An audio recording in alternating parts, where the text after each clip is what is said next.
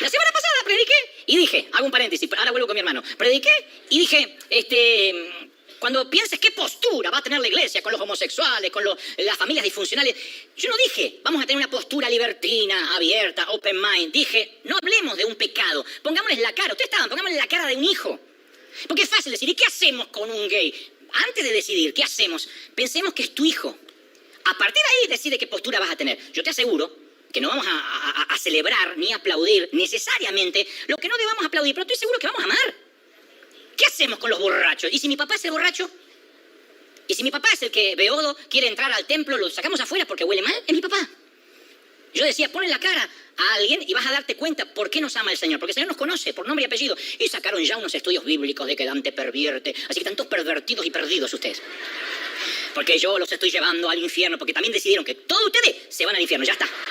Ya está decidido en un YouTube. Y si está decidido en un YouTube va a pasar.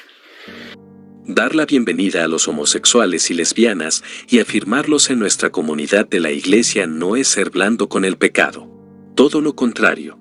Es reconocer que todos somos tan grandes pecadores a los ojos de Dios que nunca podemos juzgar los pecados de otros como peores que los nuestros. Si nosotros, pecadores como somos, podemos ser parte de la comunidad de la iglesia, entonces los homosexuales, si son considerados pecadores, también pueden ser parte de la comunidad. El criterio para ser acogidos está en su amor por el Señor, su deseo de adorarlo y servirlo y de tener comunión con nosotros. Este artículo, escrito por un pastor y disponible en la página de apologética liberal LGBT, Gay Church, reconoce como Dante que el homosexualismo es un pecado. Esto, señores, es la postura liberal relativista sobre el pecado.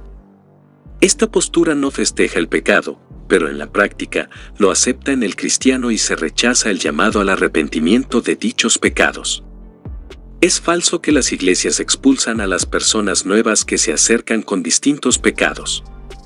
Dante, de manera sutil, mezcla la disciplina bíblica, que es una doctrina bíblica que vemos por ejemplo en 1 Corintios 5, en donde se echa a un cristiano inmoral e intenta que sus oyentes crean que esa disciplina a un cristiano que peca voluntariamente. Las iglesias normalmente lo aplican a las personas nuevas que se acercan todos los fines de semana a las iglesias. Los liberales les gusta plantear problemas estructurales que no existen, ya que ningún seminario teológico enseña que se debe echar de la iglesia al inconverso que comienza o se acerca al cristianismo.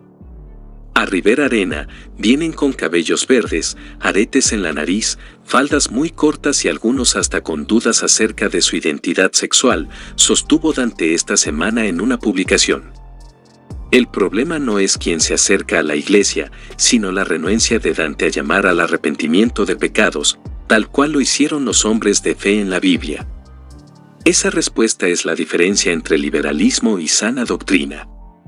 Al revés de lo que Dante afirma, apelamos a que él tome conciencia y no sea completamente seducido por la teología liberal.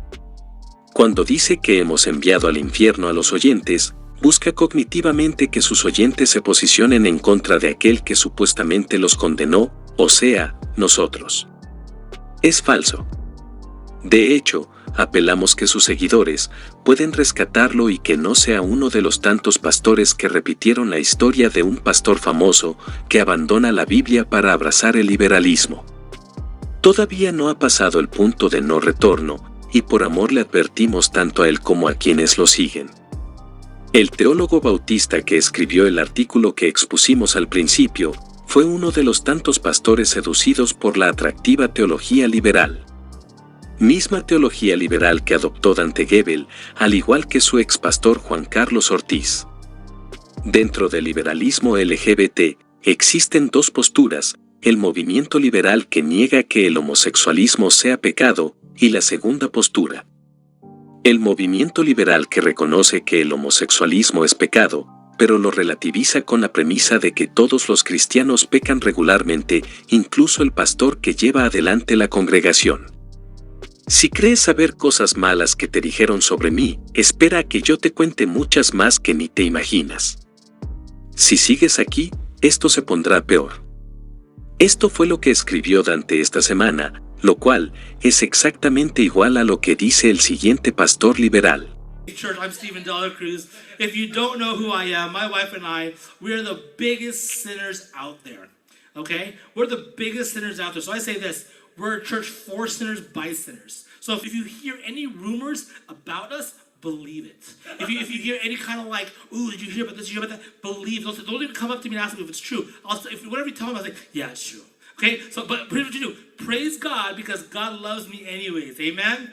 And that's what we believe. We believe in grace. We believe that God loves you no matter what. He loves you unconditional. We believe in grace, that God paid the price for his sins, and we had nothing to do with it.